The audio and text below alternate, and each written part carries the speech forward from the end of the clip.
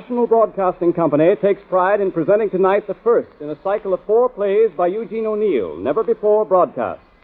The play about to be performed tonight in a radio version is Beyond the Horizon, which, when it was first produced on the stage, was awarded the Pulitzer Prize. In this special broadcast performance, the distinguished American actress Helen Hayes plays the part of Ruth Atkins. We now present Beyond the Horizon by Eugene O'Neill. A section of country highway which can be seen in the distance winding toward the horizon like a pale ribbon. The hushed twilight of a day in May is just beginning. Robert Mayo is discovered sitting on the fence. He's a tall, slender man of 23. The touch of the poet about him expressed in his high forehead and wide, dark eyes. His brother Andrew comes along the road. He's 27 years old, an opposite type to Robert, husky, sun-bronzed, handsome in a large-featured, manly fashion. And he stops to talk to Robert, leaning on the hoe he carries. Hey there. Gosh, you do take the prize for daydreaming. I see you've toted one of the old books along with you. What is it this time? Poetry, I'll bet. Let me see. Look out you don't get it full of dirt. That isn't dirt. It's good, clean earth. Imagine me reading poetry and plowing at the same time. Team would run away, I'll bet. Oh, picture me plowing. You should have gone back to college last fall like I know you wanted to. You're fitted for that sort of thing. Just as I ain't. You know why I didn't go back, Andy? Pa didn't like the idea, even if he didn't say so. What I want to do now is to keep on moving so that I won't take root in any one place. Well, the trip you're leaving on tomorrow will keep you moving, all right. Uncle says you'll be gone 3 years. About that, he figures. That's a long time. Oh, not so long when you come to consider it. Ma's going to miss you a lot, Rob. Yes, and I'll miss her. Pa ain't feeling none too happy to have you go, so he's been trying not to show it. I can see how he feels. You can bet that I'm not giving any cheers about it. I know that, too, Andy. I'll miss you as much as anybody, I guess. Just as hard for me, Andy, believe that. I hate to leave you and the old folks, but I feel I've got to. There's something calling me. I can't just explain it to you, Andy. No need to, Rob. You want to go, that's all there is to it. And I wouldn't have you miss this chance for the world. It's fine of you to feel that way, Andy. I'd be a nice son of a gun if I didn't, wouldn't I? When I know how you need this sea trip to make a new man of you. The body, I mean. And give you your full health back. All of you seem to keep harping on my health. You don't realize how I've bucked up in the past 2 years. If I had no other excuse for going on Uncle Dick's ship but just my health, I'd stay right here and start in plowing. Can't be done. Farming ain't your nature. Now you've seen a bit of the world, enough to make the farm seem small. You've got the itch to see it all. It's more than that, Andy. Oh, sure it is. There's always a chance of a good thing coming your way in some of those foreign ports or other. Oh, never considered the practical side for a minute, Andy. Well, you ought to. No, I oughtn't. Supposing I was to tell you that it's just beauty that's calling me. The beauty of the far off and unknown. The quest of the secret that's hidden over there beyond the horizon. Suppose I told you that was the one and only reason for my going. I should say you were nutty. But don't, Andy. I'm serious. Then you might as well stay here, because we've got all you're looking for right on this farm. Well, I'd better run along. I've got to wash up some as long as Ruth's ma is coming over for supper. And Ruth. Yes, Ruth will be staying, too. Well, I better hustle, I guess. Wait a minute, Andy. There's something I want to... Yes? Oh, no. Never mind. It doesn't matter. It wasn't anything. Maybe I can guess what you were going to say. I guess you're right not to talk about it. We can't help those things, Rob. You'll be coming along shortly, won't you? Yes. See you later, then. Rob. Oh, hello, Rob. Hello, Ruth. Oh, I was looking for you. Andy just left here. I know. I met him on the road a second ago. He told me you were here. I wasn't looking for Andy, Smarty, if that's what you mean. I was looking for you. Because I'm going away tomorrow? Because your mother was anxious to have you come home and asked me to look for you. I just wheeled Ma over to your house. How is your mother? She's about the same. She never seems to get any better or any worse. Oh, Rob, I do wish she'd try to make the best of things that can't be helped. Has she been nagging at you again? She never stops nagging. No matter what I do for her, she finds fault. Only Pa was still living. I suppose I shouldn't complain this way, poor Ma. Lord knows it's hard enough for her. I suppose it's natural to be cross when you're never able to walk a step. Oh, I'd like to be going away someplace like you. Hard to stay. It's equally hard to go sometimes. There, if I'm not the stupid body. I swore I wasn't going to speak about your trip till after you'd gone. And there I go, first thing. Why didn't you want to speak about it? Because I didn't want to spoil this last night you're here. Oh, Rob, we're all going to miss you awfully. Your mother's going around looking like she'd be crying any minute. You ought to know how I feel. Andy and you and I. And it seems we've always been together. You and Andy will still have each other. It'll be harder for me without anyone. Oh, but you'll have new sights and new people to take your mind off. While we'll be here with the old familiar place to remind us every minute of the day. It's a shame you're going just at this time in spring when everything's getting so nice. I know I oughtn't to talk that way when I know going's the best thing for you. You're bound to find all sorts of opportunities to get on, your father says. I don't care about that. I wouldn't take a voyage across the road for the best opportunity in the world of the kind Pa thinks of. Well... Oh, excuse me, Ruth. I'm getting worked up over it. But Andy just gave me an overdose of the practical considerations. Well, then if it isn't... Oh, Rob, why do you want to go? Why do you ask that, Ruth? Because it seems such a shame. Why? Well, because everything. I'd hardly back out now, even if I wanted to. Huh, I'll be forgotten before you know it. You won't. I'll never forget. Will you promise me that? Of course. Well, I think it's mean of you to think any of us would forget so easily. Oh. But you haven't told me your reason for leaving yet. I doubt if you'll understand. It's difficult to explain even to myself. Either you feel it or you don't. I can remember being conscious of it first when I was only a kid. You haven't forgotten what a sickly specimen I was then in those days, have you? Let's not talk about it. No, you'll have to understand. Well, in those days, when Ma was fixing meals, she used to get me out of the way by pushing my chair to the west window and telling me to look out and be quiet. Of course, that wasn't hard. I guess I was always quiet. Yes, you always were. And you suffering so much, too. So I used to stare out over the fields to the hills, out there. And somehow, after a time, I'd forget any pain I was in, and I'd start dreaming. And my eyes would follow this road, winding off into the distance towards the hills, as if it, too, was searching for the sea. And I'd promise myself that when I grew up and was strong, I'd follow that road, and it and I would find the sea together.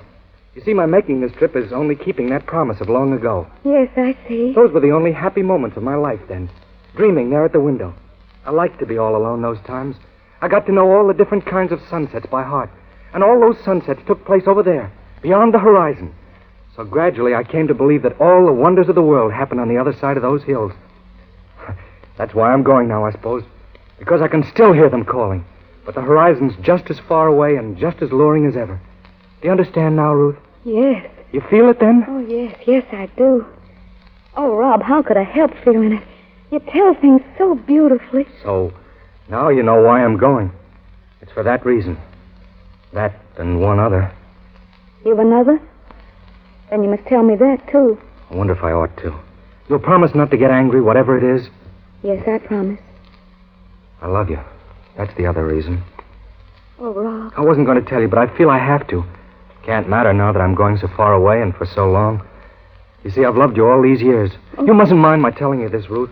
I realize how impossible it all is, and I understand. Because the revelation of my own love seemed to open my eyes to the love of others. I saw Andy's love for you, and I knew that you must love him. I don't love Andy. Whatever put such a fool notion into your head? Oh, Rob, don't go away. Please, you mustn't now. You can't. I won't let you. It'll break my heart. Do you mean that you love me? Yes, of course I do. What do you suppose, you stupid thing? I've loved you right along. But you and Andy were always together. Because you never seemed to want to go any place with me. You were always reading an old book and not paying any attention to me. I was too proud to let you see I cared because I thought that year you had away to college had made you stuck up and you thought that you were too educated to waste any time on me. And I was thinking, oh, what fools we've both been. You won't go on that trip, will you, Rob? You'll tell him you can't go on account of me, won't you? You can't go now. You can't. Well, perhaps you can come, too. Oh, Rob, don't be so foolish. You know I can't. Who'll take care of Ma? Don't you see I couldn't go on her account? Please don't go, not now. Tell them you've decided not to. They won't mind. I know your mother and father will be glad. They'll all be. They don't want you to go away so far from them. Please, Rob. We'll be so happy here together where it's natural and we know things. Please tell him you won't go. But, Ruth, Uncle Dick... Oh, he won't mind when he knows it's for your happiness to stay. How could he? Oh, Rob. And you said you loved me. I won't go, Ruth. I promise you. There, now, don't cry. Perhaps, after all, Andy was right. Righter than he knew when he said I could find all the things I was seeking for here at home on the farm. I think love must have been the secret secret that called to me from over the world's rim. The secret beyond every horizon. And when I didn't come, it came to me. Oh, Ruth, our love is sweeter than any distant dream. Come on, we'll go and tell them at once. Oh, no, Rob, don't. Not till after I've gone. There'd be bound to be such a scene with them all together. All right, just as you like, little Miss Common Sense. Let's go, then. Look, the first star. Our star. Yes, our very own star. Come on, Rob. Let's go. We'll be late for supper, Rob. All right, we'll run then. Come on. The sitting room of the Mayo farmhouse about 9 o'clock the same night. James Mayo, his wife, her brother, Captain Dick Scott, and Andrew are discovered. As the curtain rises, the captain is just finishing the relation of some sea episode. The others are pretending an interest, which is belied by the absent-minded expression on their faces. And that mission woman, she hails me on the dock as I was coming ashore. And she says, with her silly face all screwed up, serious as judgment, Captain, she says, would you be so kind as to tell me where the seagull sleeps at night? Blow me if them want her exact word.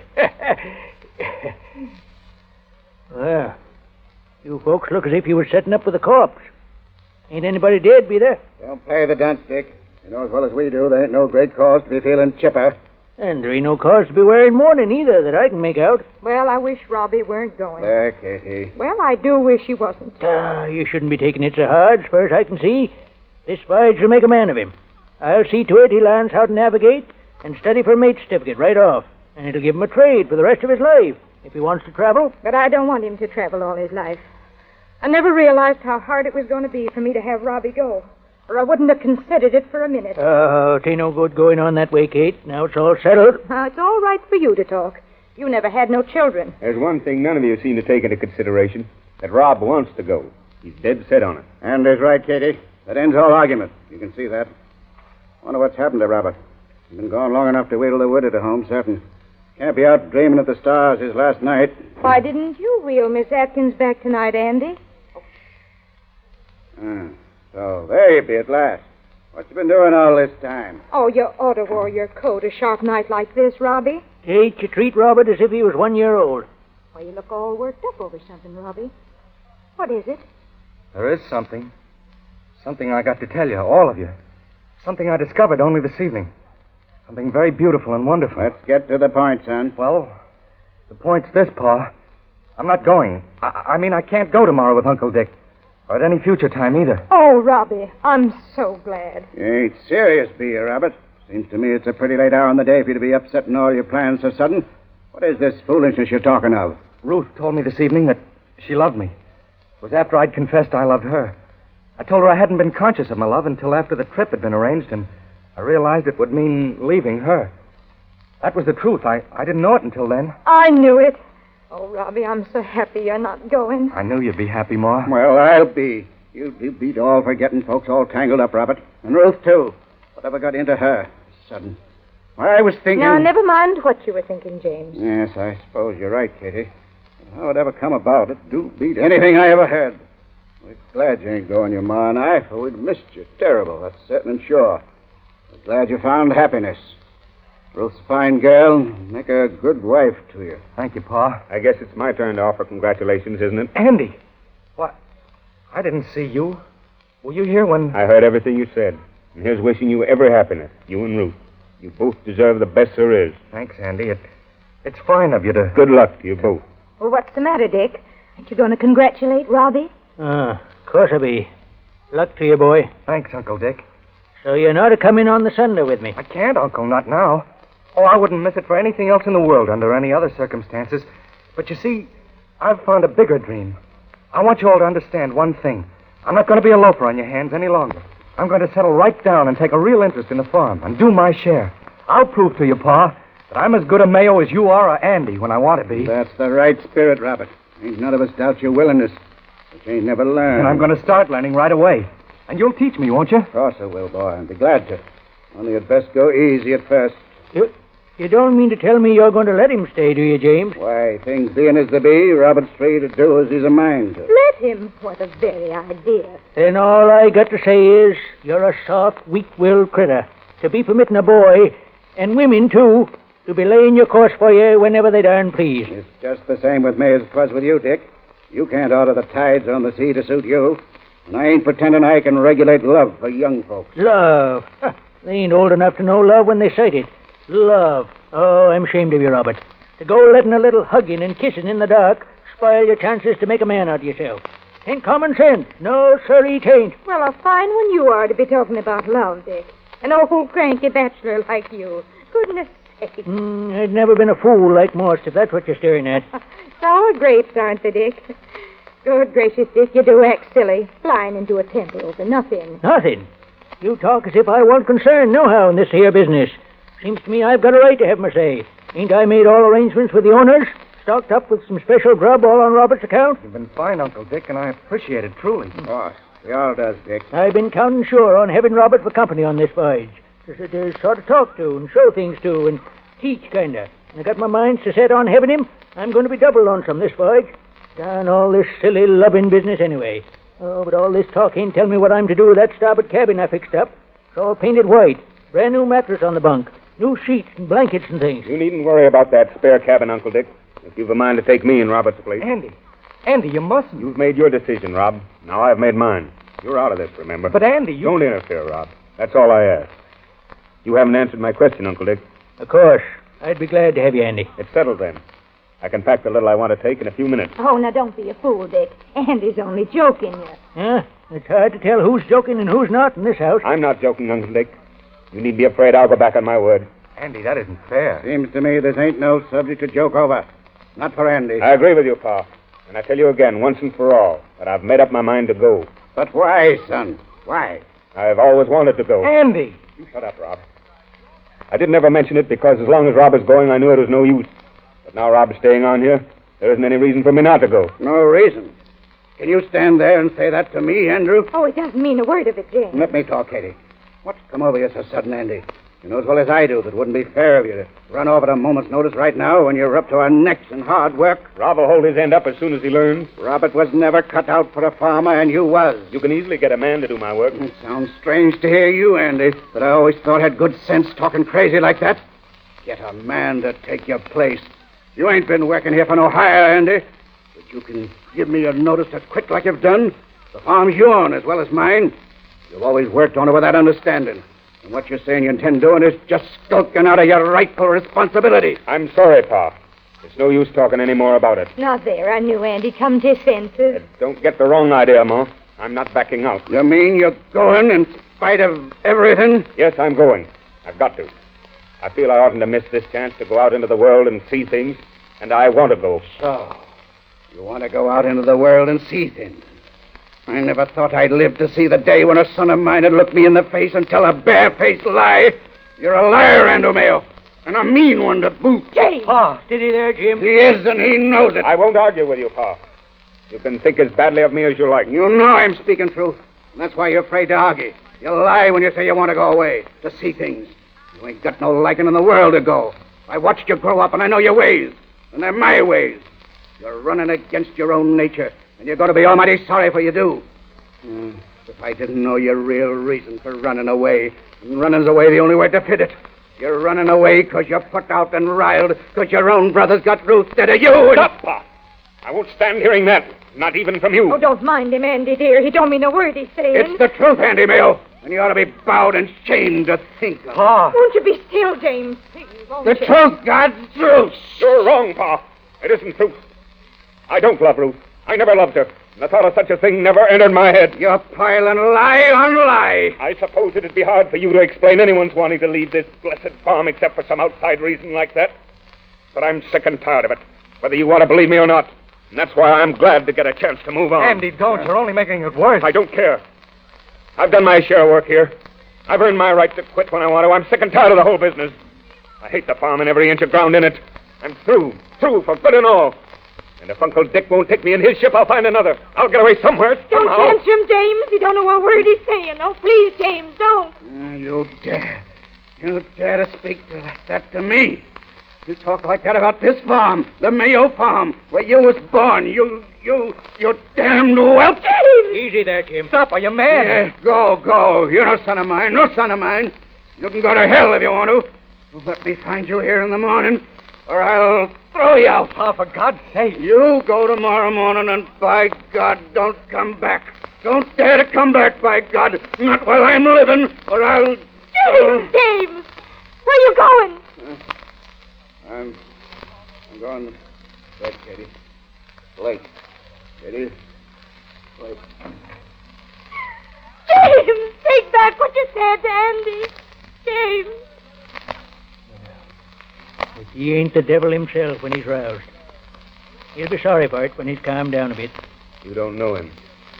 What's said is said and can't be unsaid. And I've chosen. Andy, you can't go. This is all so stupid and terrible. I'll talk to you in a minute, Rob. I'm glad you're shipping on, Andy. I like your spirit and the way you spoke up to him. We'll want to sneak out extra early before they're up. It'll do away with more arguments.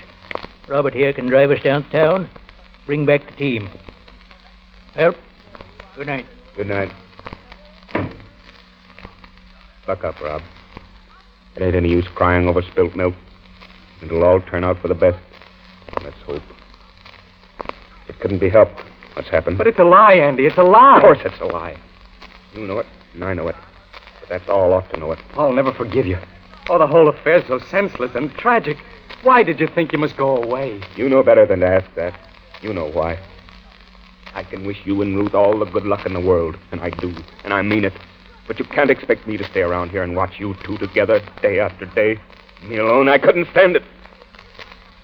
Not after all the plans I'd made to happen on this place. Thinking she cared for me. Oh, it's horrible, Andy. I feel so guilty. If I could have foreseen what had happened, I swear to you, I'd never have said a word to Ruth. I swear I wouldn't have, Andy. I know you wouldn't. And that would have been worse. For Ruth would have suffered then. Best as it is, Paul'll see how I felt after a time.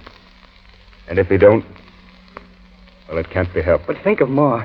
Andy, you can't go. You can't. I've got to go to get away. I've got to, I tell you. You love her too, Rob. Put yourself in my place. Tell me the truth. You love her. What did you do? I'd go, Andy. Oh, why did this have to happen to us? It's damnable. No use fussing anymore, Rob. It's done. I guess Ruth's got a right to have who she likes. She made a good choice. And God bless her for it. Andy. Oh, I wish I could tell you half how I feel. How fine you are. Shut up. Let's go to bed. I've got to be up long before sunup. You too. You're going to drive us down? Yes. Yes. I've got to pack yet. I'm as tired as if I'd been plowing 24 hours at a stretch. I feel dead. I'm going to douse the light. Come on. Don't sit there mourning, Rob. It'll all come out in the wash. Come on, get some sleep. Everything will turn out all right in the end. The same as Act 1, Scene 2, the sitting room of the farmhouse about 12:30 in the afternoon of a hot, sun-baked day in midsummer, 3 years later. All the windows are open, but no breeze stirs the soiled white curtains. A patch screen door is in the rear. The room has changed, not so much in its outward appearance as in its general appearance. Little significant details give evidence of carelessness, of inefficiency, of an industry gone to seed. A place is set at the end of the table for someone's dinner. And through the open door to the kitchen comes the clatter of dishes being washed, interrupted at intervals by a woman's irritated voice and the peevish whining of a child. Mrs. Mayo and Mrs. Atkins are discovered sitting facing each other.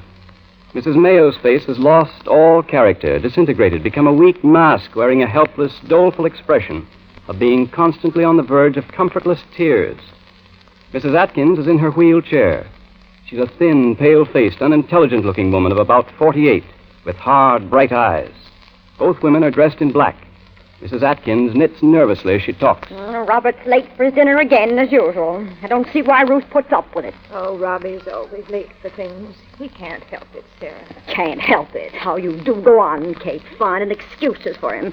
Anybody can help anything they've a mind to as long as they've got health and ain't rendered helpless like me, through the will of God. Robbie can't. Can't? Do make me mad, Kate Mayo, to see folks that God gave all the use of their limbs to puttering around and wasting time doing everything the wrong way. Well, maybe Robbie'll manage till Andy gets back and sees to things.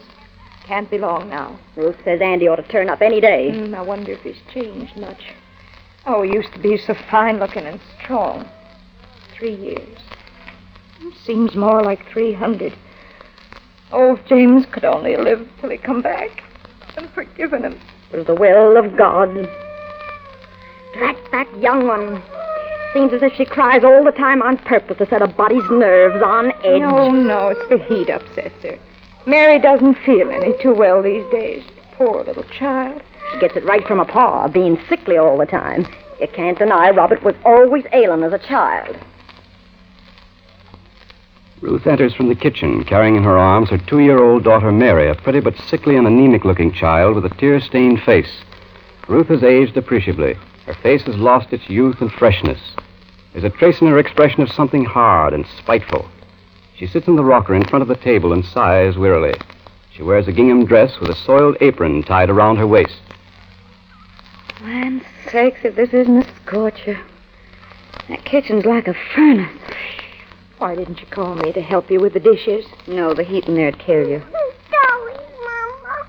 Dolly. It's time for your nap. You can't play with Dolly now. Dolly. Can't you keep that child still? Racket's enough to split a body's ears. Put her down and let her play with the doll if it'll quiet her. There. I hope you'll be satisfied and keep still.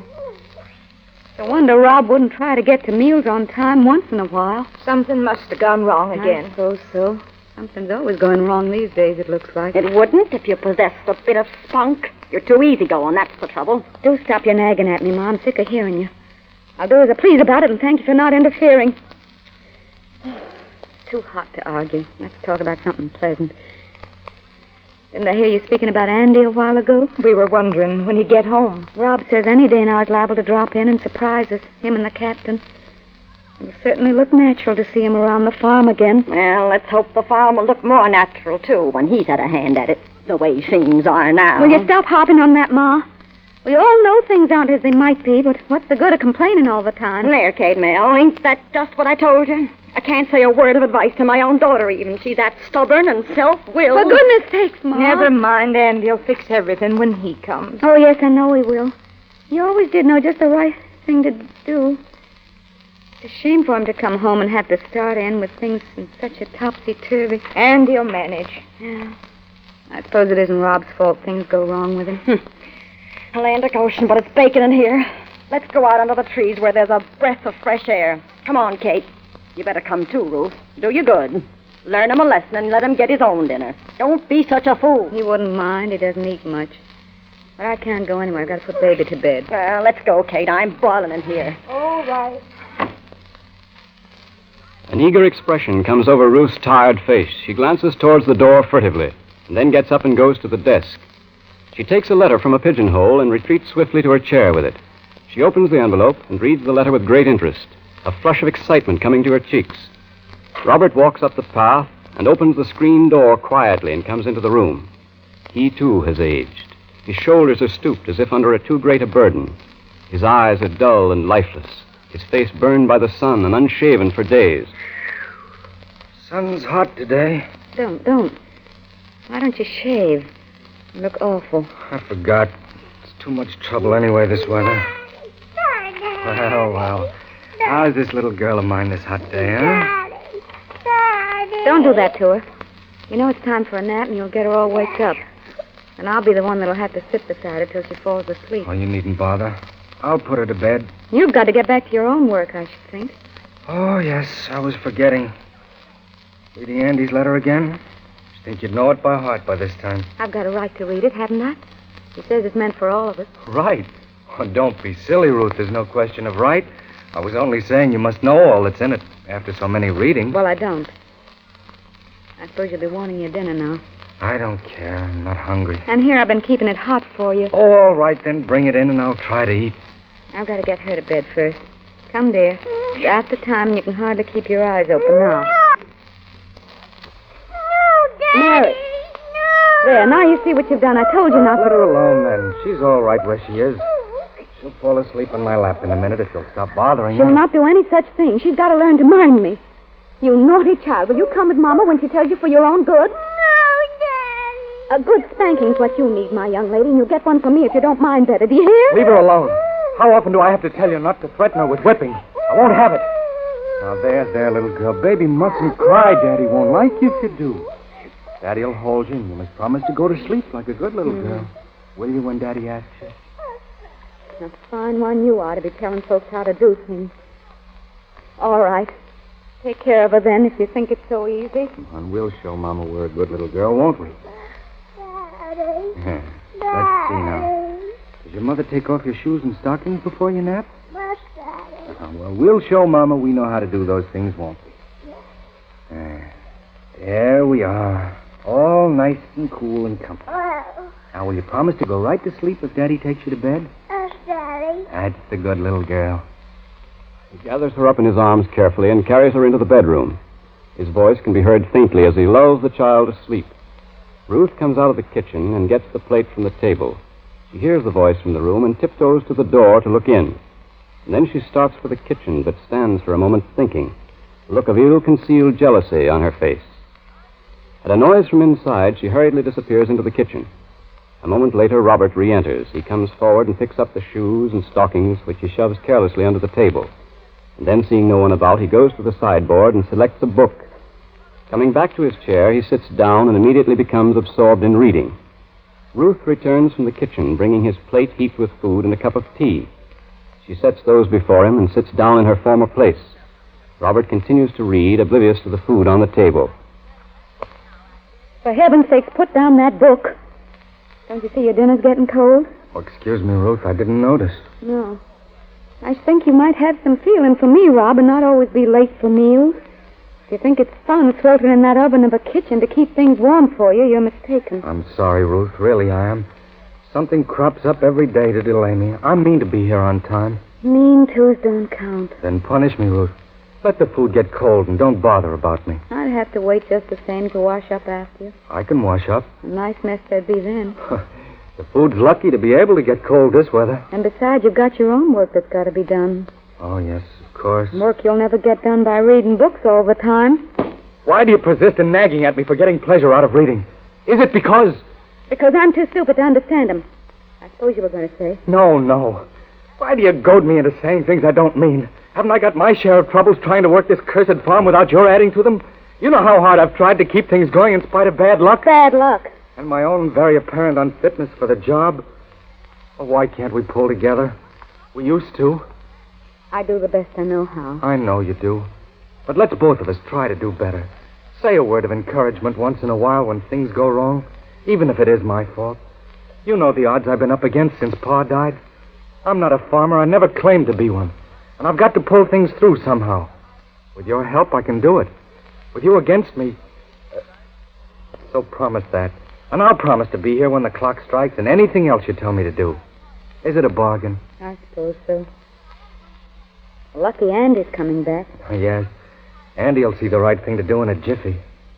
But just the same, I doubt he'll want to settle down to a humdrum farm life after all he's been through. Andy's not like you. He likes the farm. Gad, the things he's seen and experienced. Think of the places he's been, Ruth. All the wonderful, far places I used to dream about. God, how I envy him. What a trip. I suppose you're sorry you didn't go now. Cursed hills out there that I used to think promised so much. They're like the walls of a narrow prison yard, shutting me in from all the freedom and wonder of life.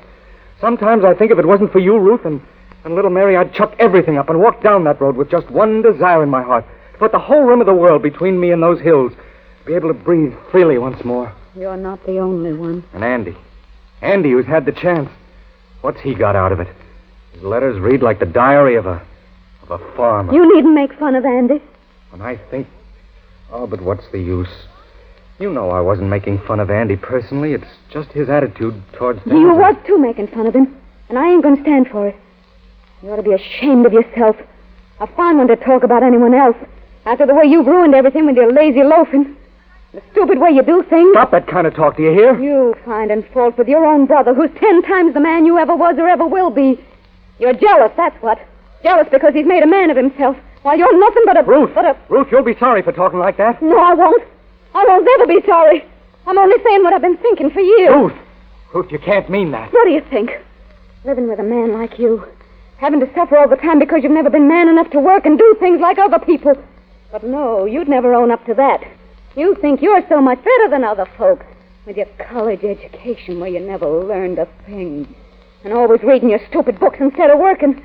I suppose you think I ought to be proud to be your wife, a poor, ignorant thing like me. Well, I'm not. I hate it. I hate the sight of you. Oh, if I'd only known. If I hadn't been such a fool as to listen to your cheap, silly poetry talk that you learned out of books. If I could have seen what you were in your true self, like you are now, I'd have killed myself before I'd have ever married you. I was sorry for it before I'd been together with you for a month. I knew what you was really like when it was too late. And now I'm finding out what you're really like. What a creature I've been living with. God, it wasn't that I hadn't guessed how mean and small you are, but I kept on telling myself that I must be wrong. Like a fool. Like a fool. You were saying you wanted to go out on the road if it wasn't for me. Well, you can go, and the sooner the better. I don't care. I'd be glad to get rid of you. The farm will be better off, too. Been a curse on it ever since you took hold. So go on. Go. Go and be a tramp like you've always wanted. It's all you're good for. I can get along without you, don't you worry. Andy's coming back, don't you forget that. He'll attend to things like they ought to be. He'll show you what a man can do. I don't need you. Andy's coming. What do you mean? What are you thinking of? What's in your evil mind? Yes, I do mean it. I'd see it if it was to kill me. I do love Andy. I do. I've always loved him. And he loves me. He loves me. He always did. And you know he did, too. So go. Go if you want to. You... Andy! Andy! Stop! I'll meet Andy. You better go in to Mary, Ruth. Ahoy there, Rob! Hello, Andy! The top of a hill. It's about 11 o'clock the next morning. The day is hot and cloudless, and in the distance the sea can be seen. Robert and Andy have been talking, much to Robert's disappointment, although he does not show it. Andy has told him that he does not intend to stay at home, and after a short visit he intends to go to Buenos Aires and go into the grain business. Robert, too, is disappointed in Andy's lack of romantic appreciation of his travels, but he gives in to him good-naturedly. As they're talking, Mary sees Ruth coming up the path. Mommy, Daddy. Mommy. Hello, Mommy. Hello, dear. Mommy. Rob, Jake wants to see you about something. He finished working where he was. He's waiting for you at the road. I'll go down right away. And take Mary with you, please. Go on with Daddy. Go on. That's a good girl. Grandma has your dinner most ready for you. Come on, Mary. Daddy. Daddy. I'm going to sit down. Come on, Andy. It'll be like old times. So fine and cool up here after the house. Yes, it's great. I've taken a holiday in honor of your arrival. I feel so free. I'd like to have wings and fly over the sea. You're a man. You can't know how awful and stupid it is, cooking and washing dishes all the time. I can guess. Besides, your mother just insisted on getting your first dinner to home. She was that happy to have you back. You'd think I was planning to poison you, the flirted way she shooed me out of the kitchen. That's just like Ma, bless her. She's missed you terrible, Andy. We all have. And you can't deny the farm has after what I showed you and told you when we was looking over the place this morning. Things are run down, that's a fact. It's too darn hard on poor old Robert. It's his own fault. Never takes any interest in things. You can't blame him, Ruth. He wasn't born for it. But I know he's done his best for your sake, and the old folks and the little girl. Yes, I suppose he has. But thanks the Lord, all those days are over now. The hard luck Rob's always blaming won't last long when you take hold, Andy. All the farms ever needed was someone with a knack of looking ahead and preparing for what's going to happen. Yes, Rob hasn't got that. He's frank to own up to that himself. I'm going to try and hire a good man for him, an experienced farmer, to work the place on a salary and percentage. Well, that'll take it off of Rob's hands, and he needn't be worrying himself to death anymore. He looks all worn out, Ruth. You ought to be careful. Yes, I suppose. Why do you want to hire a man to oversee things? Seems as if now you're back, it wouldn't be needful. Oh, of course I'll attend to everything while I'm here. I mean, after I'm gone. Gone? Yes, when I leave for the Argentine again. You're going away to sea? Not to sea, no. I'm through with the sea for good as a job. I'm going down to Buenos Aires to get in the grain business. But that's far off, isn't it? 6,000 miles, more or less. Oh. Quite a trip. I've got a peach of a chance down there, Ruth. Ask Rob if I haven't. I've just been telling him all about it. And he didn't try to stop you from going? No, of course not. Why? That's just like him not to. Rob's too good a chum to try and stop me when he knows I'm setting a thing. And you're bound on going? Sure thing. Well, I don't mean right off. I want to stay at home and visit with you folks a spell before I go. I suppose. Oh, Andy, you can't go. You can't. Why, we've all thought... we've all been hoping and praying you was coming home to stay, to settle down on the farm and see to things. You mustn't go. Just think of how your ma'll take on if you go, and how the farm will be ruined if you leave it to Rob to look after. You can see that. Oh, Rob hasn't done so bad. When I get a man to direct things, the farm will be safe enough. But your ma, think of her. She's used to me being away. She won't object when she knows it's best for her and all of us for me to go. You ought to be able to understand what I feel. Yes, I suppose I ought. What did Rob tell you about me? How about you? Why, nothing. Are you telling me the truth, Andy Mayo? Didn't he say I... No, he didn't mention you, I can remember. Why? What made you think he did? Oh, I wish I could tell if you were lying or not. What are you talking about? I didn't used to lie to you, did I? Are you sure? Will you swear it isn't the reason that made you go last time that's driving you away again? Because if it is, Andy, I was going to say you mustn't go on that account. Oh, is that what you're driving at? Well, you needn't worry about that no more. I don't blame you, Ruth, feeling embarrassed having me around again after the way I played the dumb fool about going away last time. Oh, Andy. I know I oughtn't to talk about such foolishness to you. Still, I figure it's better to get it out of my system so as we three can be together, same as years ago. Not be worried thinking one of us might have the wrong notion. Andy, please don't. Well, let me finish now that I've started. It'll help clear things up. I don't want you to think once a fool, always a fool, and be upset all the time I'm here on my fool account. I want you to believe I put all that silly nonsense back of me a long time ago. And now it seems, well, as if you'd always been my sister. That's what, Ruth. For God's sake, Andy, will you please stop talking? As if I put my foot in it whenever I open my mouth today. Rob shut me up with almost the same words when I tried speaking to him about it. You told him? What you told me? Why, sure, why not? Oh, my God. Why shouldn't I have? Oh, I don't care what you do. I don't care. Leave me alone. But, Ruth. Oh, Andy. I've got a headache. I don't want to talk. Leave me alone, won't you, please? Oh. Here they come back. The captain's with him. How'd he come back so soon, I wonder? Well, I got great news for you, Andy. Let me get my wind first. I got to lay to a while. I didn't look for you so soon, Uncle. No, I didn't figure it neither. But passing by the seaman's home, I thought I'd drop in and let 'em know that I'd be lacking a mate next trip, down to your leaving. Well, the man in charge of the shipping, he asked after you, special curious. Do you think he'd consider a berth as second on a steamer, Captain, he asked. I was going to say no, when I thinks of you wanting to get back down south to the plate again. So I asked him, what is she?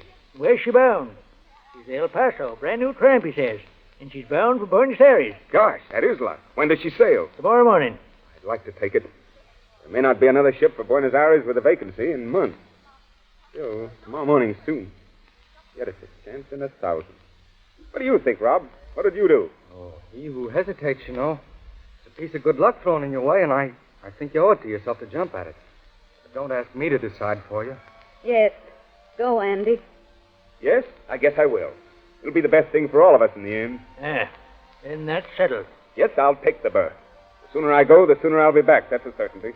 And I won't come back with empty hands next time. You bet I won't. You'll both be here for dinner, though, won't you? I don't know. Will there be time? What time is it now, I wonder? Mama's getting supper specially for you, Andy. And I was forgetting. Of course I'll stay for dinner. Come on, Uncle. I've got to pack before dinner. You're coming down, aren't you, Rob? What? Oh, yes. I'll be right down. Daddy, Mama's crying, Daddy. No, she isn't, little girl. The sun hurts her eyes, that's all. Aren't you beginning to feel hungry, Mary? Yes, Daddy. Must be your dinner time now. I'm coming, Mary. Mama. Come on, and I'll get you dinner for you.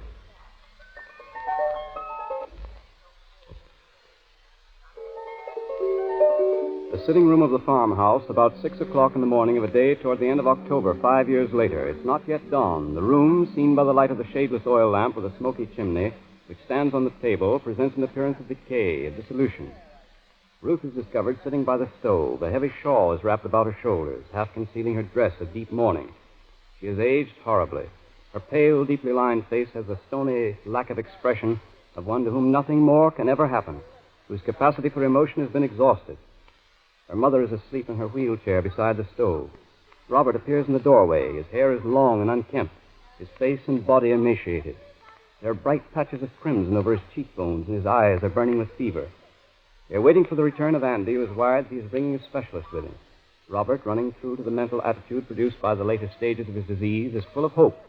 He talks of beginning life over again in the city. Ruth, in great fear, agrees with his plan, and tries to persuade him to go back to bed. Don't be afraid. I feel completely well, really I do. Now that I can hope again. Can't you feel the thrill of it, too?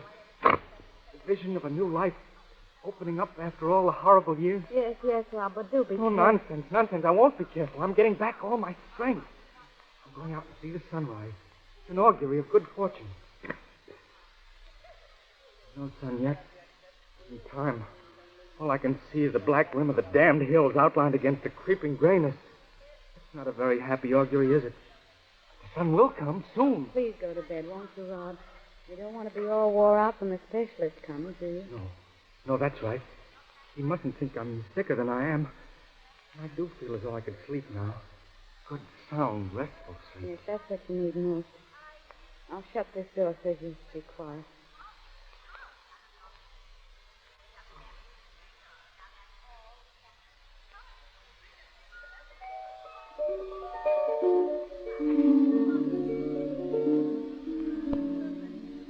Ruth closes the door softly and comes wearily back into the room, seeing that her mother is still asleep. She wheels her quietly into the kitchen and then returns and sits by the stove. The throbbing of an automobile is heard. She rises and opens the door to greet Andy and the doctor. Hello, Andy. I've been waiting. I got here as soon as I could. My sister-in-law, Mrs. Mayo, Dr. Foster. Mrs. Mayo? Where's Rob? In there. I'll take your coat and hat, Doctor. Is he very bad, Ruth? He's been getting weaker. Damn. This way, Doctor. Bring the lamp, Ruth. Andy and the doctor go into the bedroom. There's a pause, and Andy reappears. Thank God I came back before it was too late. This doctor will know exactly what to do. When Rob's on his feet again, we can get the farm working on a sound basis once more. I'll see to that before I leave. You're going away again? I've got to. You wrote Rob you was coming back to stay this time. I expected to until I got to New York. Then I learned certain facts that make it necessary. To be candid, Ruth, I'm not the rich man you've probably been led to believe by my letters. When I landed in New York, I wired you I had business to wind up, didn't I? Well, it was the business that wound me up. You found you'd lost everything? Practically. Oh, I don't mean I'm dead broke. I've saved 10,000 from the wreckage, maybe 20. But that's a poor showing for 5 years' hard work. Too bad. Things seem to go wrong, so... They might be much worse. No, not a word to Rob about my losing money. Remember that, Ruth. You can see why. If he's grown so touchy, he'd never accept a cent if he thought I was hard up. See? Yes, Andy. Ah, Doctor. Won't you have a chair? I must catch the 9 o'clock back to the city. It's imperative. I've only a moment. The case of your brother, Mr. Mayo, is... perhaps it would be better if you and I...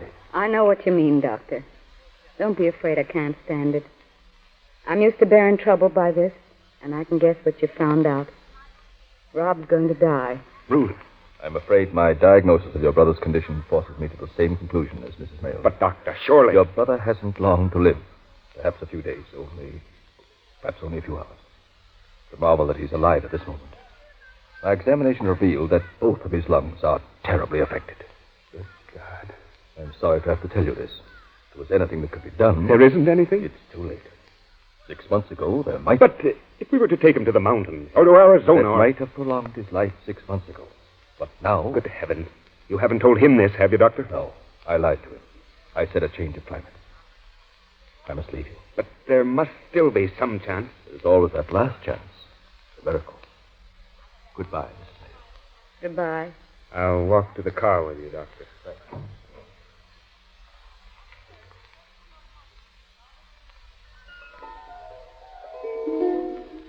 Ruth, hadn't we better go in and see him? God, I'm afraid to. I know he'll read it in my face. It can't be, Ruth. It can't be as hopeless as he said. There's always a fighting chance. We'll take Rob to Arizona. He's got to get well. There must be a chance. Why must there, Andy? Rob! What are you doing out of bed? Get right back now and obey the doc, or you're going to get a licking from me. Help me over to the chair, please, Andy. Now you're going right back to bed. That's where you're going, and stay there. Stay there till I die, Andy. Don't behave like a child. I'm sick of lying down. I'll be more rested sitting up. Oh, come on, Andy. Don't play the fool. I want to talk to you, and I'm going to. Dying man has some rights, hasn't he? Don't talk that way, for God's sake. I'll only let you sit down if you promise that. Remember, easy now. There you are. Now, how's that? That's fine. Fine, thanks. Listen, Andy. You've asked me not to talk, and I won't after I've made my position clear. In the first place, I know I'm dying. Rob, that isn't so. Well, it is, so don't lie to me. After Ruth put me to bed before you came, I saw it clearly for the first time. I'd been making plans for our future, Ruth's and mine. So it came hard at first, the realization.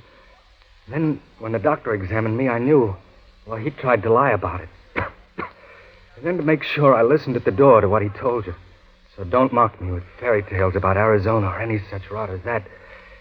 Because I'm dying is no reason you should treat me like an imbecile or a coward. Now that I'm sure what's happening, I can say kismet to it with all my heart. It was only the silly uncertainty that hurt. It isn't foolish. You have got a chance.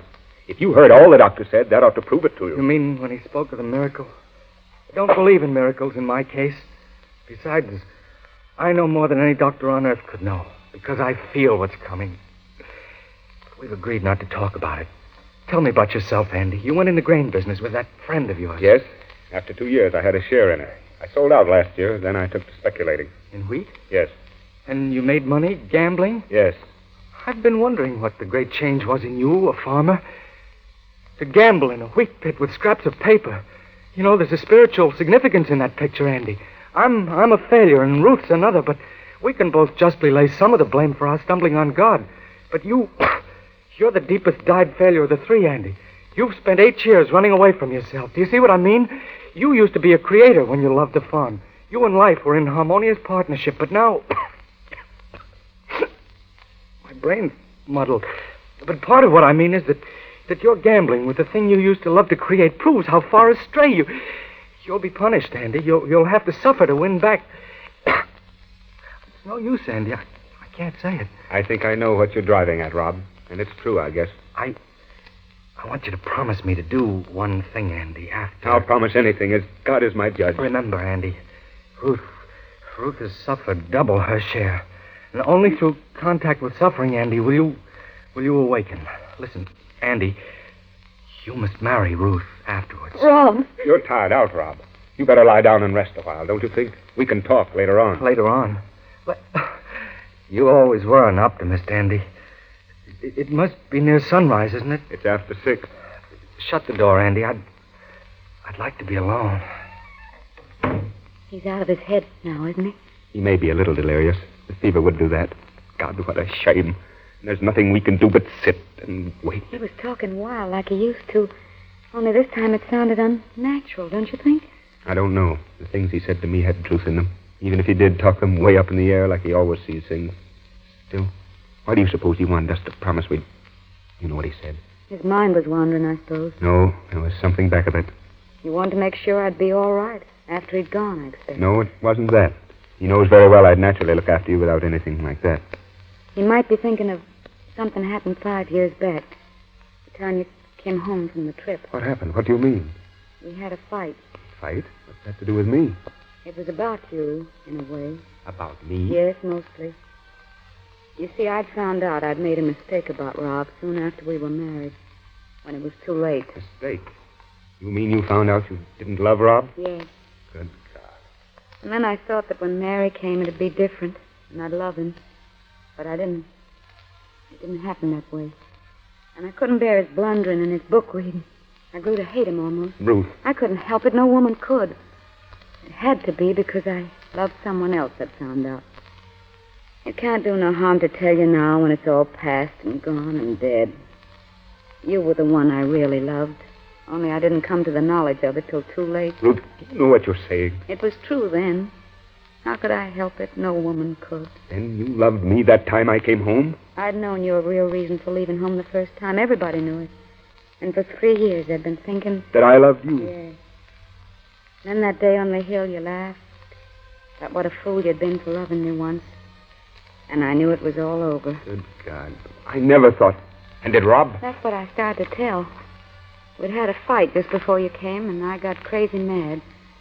And I told him all I've told you. You told Rob you loved me? Yes. You mad fool, you. How could you do such a thing? I couldn't help it. I got to the end of bearing things without talking. And Rob must have known every moment I stayed here. And yet he never said or showed. God, how he must have suffered. Didn't you know how much he loved you? Yes, I knew he liked me. Liked you? What kind of a woman are you? Couldn't you have kept silent? Did you have to torture him? No wonder he's dying. And you've lived together for 5 years with this between you. We've lived in the same house. Does he still think? I don't know. We never spoke a word about it since that day. Maybe from the way it went on, he supposes I care for you yet. But you don't. It's outrageous. It's stupid. You don't love me. I wouldn't know how to feel love, even if I tried anymore. And I don't love you, that's sure. Damnable such a thing should be between Rob and me. Why, I love Rob better than anybody in the world and always did. What can I say to him now? He asked me to promise. What am I going to do? You can promise, so it'll ease his mind and not mean anything. I'd lie to him now when he's dying. No. It's you who have to do the lying since this must be done. You've got a chance now to undo some of all the suffering you've brought on Rob. Go into him. Tell him you never loved me. It was all a mistake. Tell him something, anything that'll bring him peace. He wouldn't believe me. You've got to make him believe you, do you hear? You've got to. Now hurry. You never know when it may be too late. For God's sake, Ruth. Don't you see you owe it to him? You'll never forgive yourself if you don't. I'll go. But it won't do any good. Rob. Rob, where are you? Andy. Huh? Andy, he's gone. He's not. He's gone. The bed's empty. The window's wide open. He must have crawled out into the yard. Come on, then. He can't have gone far. Come on. Let's hope to God. A section of country highway. The sky to the east is already alight with bright color, and a thin, quivering line of flame is spreading slowly along the horizon rim of the dark hills. Robert staggers weakly. He stumbles into the ditch and lies there for a moment, and then crawls with a great effort to the top of the bank where he can see the sun rise, and collapses weakly. Ruth and Andrew come hurriedly along the road. There he is. I knew it. I knew we'd find him here. Rob. I thought I'd given you the slip. Well, you didn't, you old scoundrel, and we're going to take you right back where you belong, in bed. Don't, Andy. Don't, I tell you. You're in pain? No, I'm dying. Couldn't stand it back there in the room. Seemed as if all my life I'd been cooped in a room. So I thought I'd try to end as I might have if I'd had the courage. Alone in a ditch by the open road, watching the sunrise. Rob, don't talk. You're wasting your strength. Rest a while. Then we'll carry you. Still hoping, Andy. Oh, don't. I know. Oh, the sun comes so slowly. The doctor told me to go to the far-off places and I'd be cured. He was right, too. That was always the cure for me. It's too late for this life, but... Rob, but... God. No. You mustn't feel sorry for me. Don't you see, I'm happy at last. I'm free. Free of the farm. Free to wander on and on eternally. Look, isn't it beautiful beyond the hills? I can hear the old voices calling me to come. And this time I'm going. It isn't the end. It's a free beginning. The start of my voyage. I've won to my trip. The right to release beyond the horizon. You ought to be glad. Glad for my sake. Andy, remember Ruth. I'll take care of her. I swear to you, Rob. Ruth suffered so. Remember, Andy, only through sacrifice. The secret beyond there. The sun. Remember.